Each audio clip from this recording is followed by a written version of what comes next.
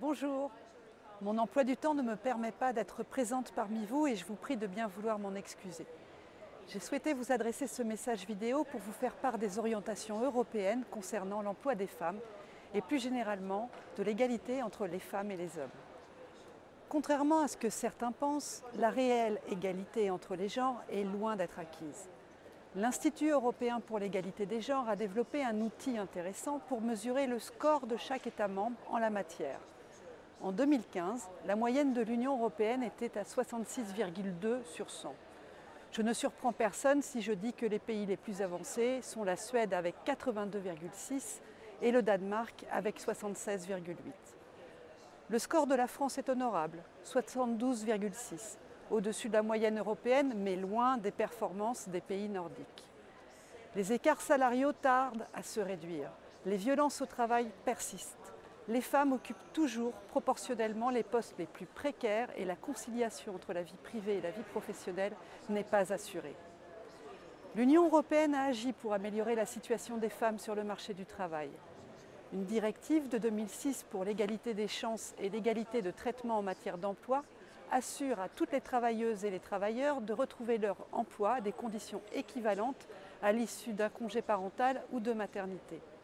Le texte interdit aussi les discriminations directes ou indirectes entre les femmes et les hommes concernant les conditions de recrutement et d'accès à l'emploi.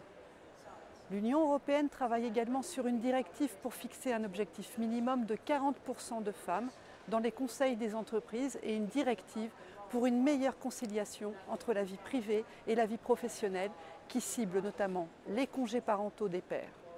Les pères doivent être engagés au même niveau que les mères lors de l'arrivée d'un enfant. Ce n'est pas seulement aux femmes de mettre leur carrière entre parenthèses pour fonder une famille. Mais en matière d'emploi, l'action des États membres est primordiale car l'Union européenne n'a pas de compétences exclusives. En avril 2014, le gouvernement socialiste français avait proposé une loi majeure pour l'égalité réelle avec, entre autres, une interdiction d'accès à la commande publique pour les entreprises condamnées pour discrimination ou celles qui refusent de mettre en œuvre leurs obligations d'égalité professionnelle.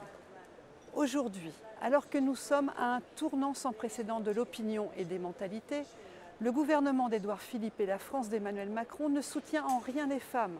Sur la directive pour la conciliation entre la vie privée et la vie professionnelle dont je parlais, la France bloque les discussions au Conseil en prétendant que les congés parentaux pour les pères coûteraient trop cher.